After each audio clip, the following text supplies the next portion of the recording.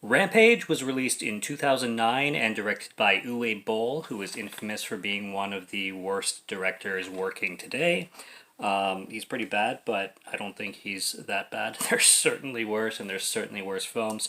In my opinion, and a lot of people's opinions actually, this one is like on the higher tier, more of the top tier of his films compared to his others. I mean, if you're looking at things like Alone in the Dark and House of the Dead, this is miles better than any of those things, or Blood Rain or anything like that. And no lie, like a lot of his films are certainly like below B level, incredibly low budget CGI fests that have no logic to them whatsoever.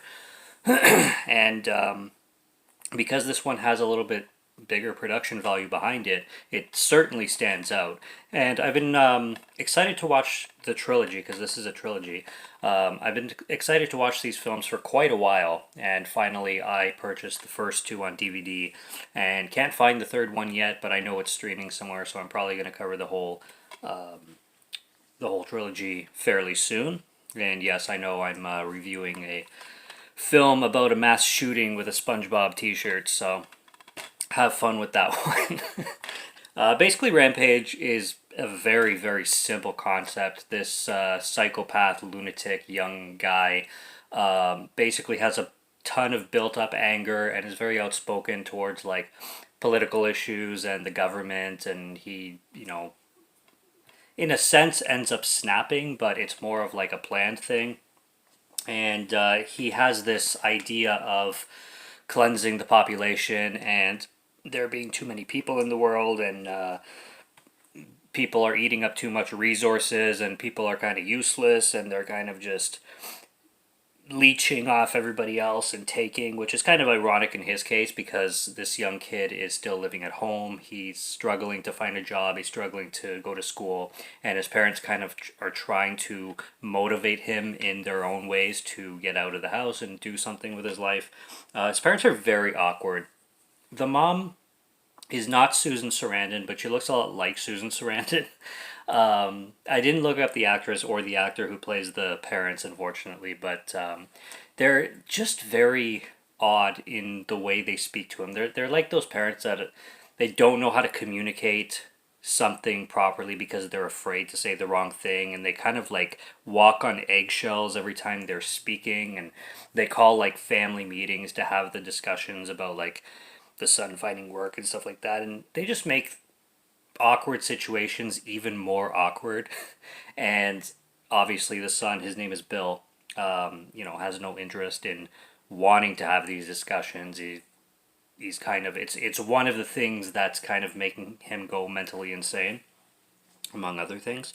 But it's just interesting to realize the irony, and I kind of just realized it now, how this guy is basically leeching off a lot of people, but at the same time he's pissed off at the world for people leeching off other people, and he wants to basically depopulize the world in the best way he can.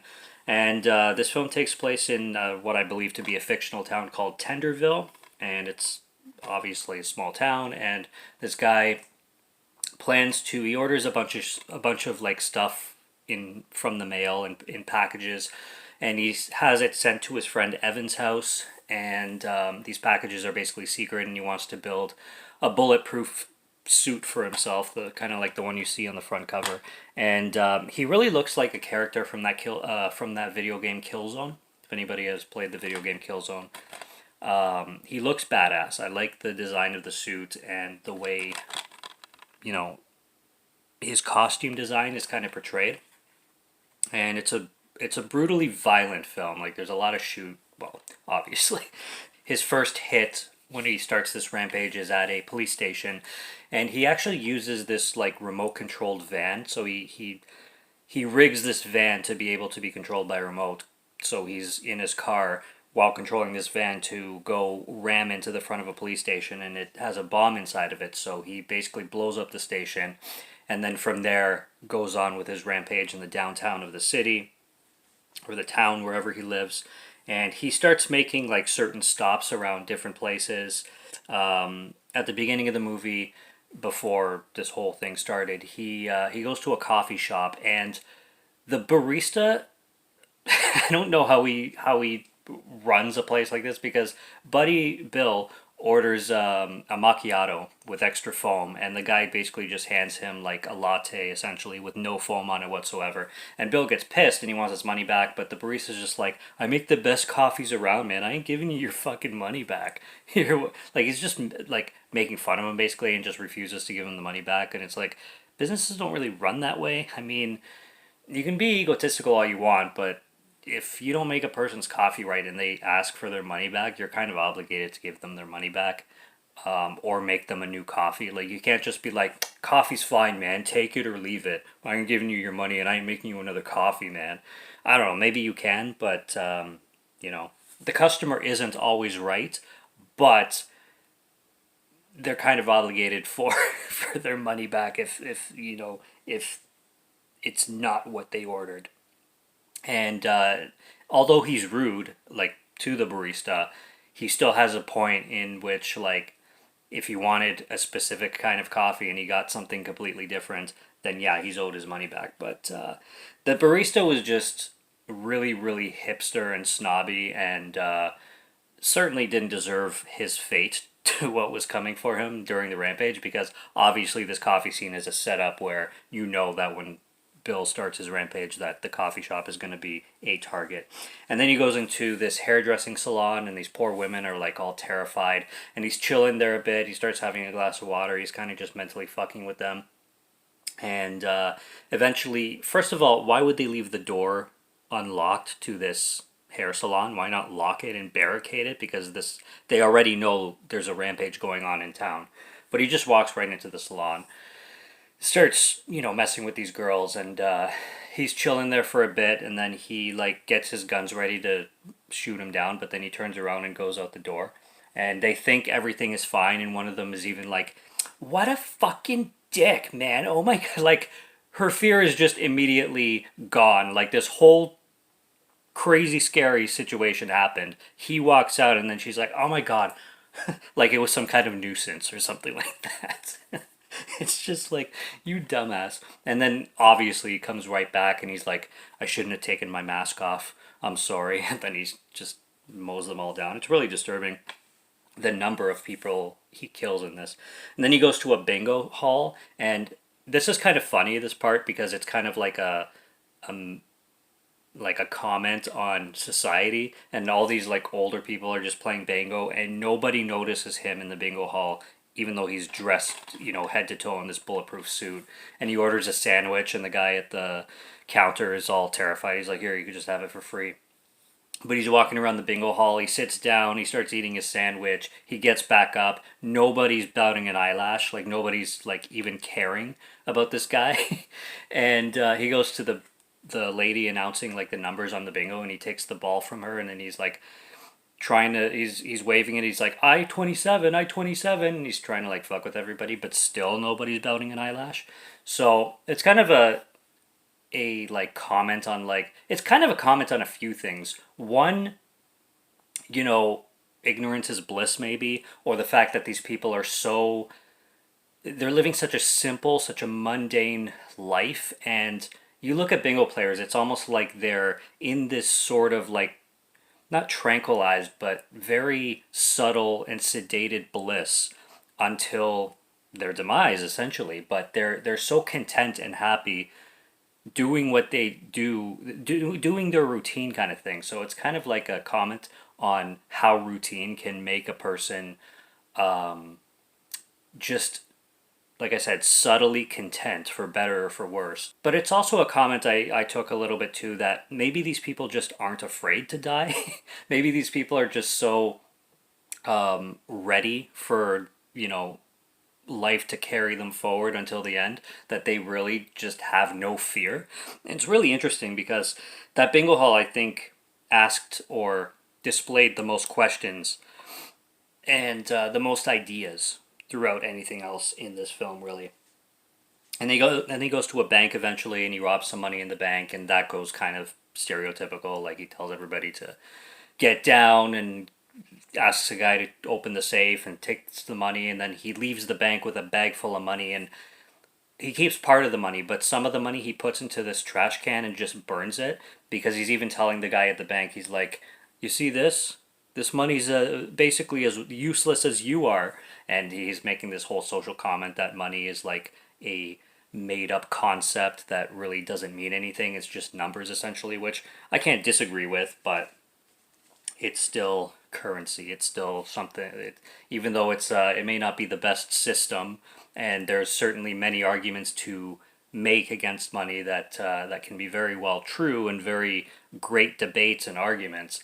I mean, it still holds value for what the elites put on it. But I don't know. I can ramble about that for a while. But it was a good, interesting concept to throw into this film as well. Now the big thing, I'm really split down the middle with this film because I think it's cool, mostly visually though, and it's a good idea. Like it kind of reminds me a lot of the movie Falling Down with Michael Douglas, where he snaps and then goes on a rampage.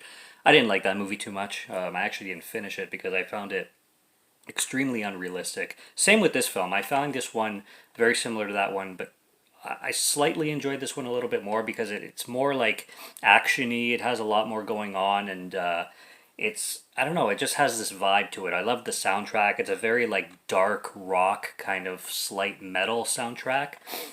Very a little bit 28 Days Later with some of the music they had going on in that movie, but very rock, very heavy hard rock. Dark rock though, like a really dark tone. It's very rainy in this film too, giving it an even darker tone. But the biggest thing with this is where's the SWAT, man? There's not a lot of police in this film at all. This guy is going through this town and shooting people the fuck up, and there's like 3 cop cars in the entire movie and no SWAT. What?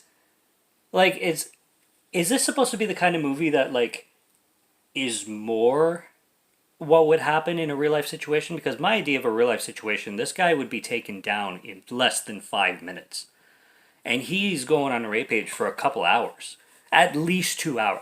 No, it's got to be more. It's got to be like at least 4 hours, more probably. But I'm being minimal here. It's at least 4 hours that this guy is mowing down people and shooting everybody in cars and everything, and he encounters some cops for sure. But you would think that there would be like every brigade from every surrounding town and city, the nearest large city, there would be SWAT. There'd be everybody taking this down. Now he's wearing a bulletproof suit, but he's not untouchable. Like he's still a human. Like you run over him with a truck and he's going down pretty much. And if you get a SWAT team and you get like 5 to 10 people with shotguns, like this guy's not gonna live. So I think one guy, like he didn't even have anybody doing this with him. It's just him solo. So the fact that he went on this thing so long and there's no authority bringing him down is just like uber unrealistic. And then he has this friend too named Evan, who Evan doesn't join him, but he uses Evan. Evan is like another kind of, not conspiracy theorist, but somebody that I think he makes YouTube videos, because there's a guy making YouTube videos, and I don't know if it was Evan, but they kind of look alike, so it might be him, might not be, but he's complaining about the same bullshit, like people are mundane, the economy is controlled by leaders, and leaders are mundane, and there's takers of the world, and takers just take what they want and drive Ferraris and all that stuff, which we hear all over the internet today.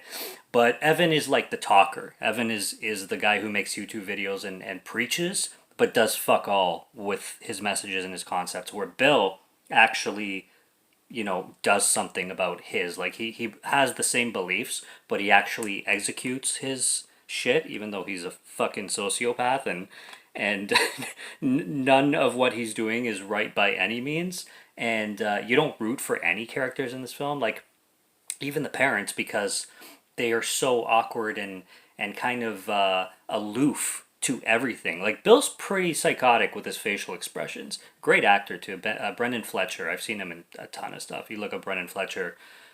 There's a lot of films. I don't know if I can name a lot off the top of my head, but I know he's popped in here and there a lot. and he has that psycho face, and even when he talks, like he's very disconnected from people. He has those eyes.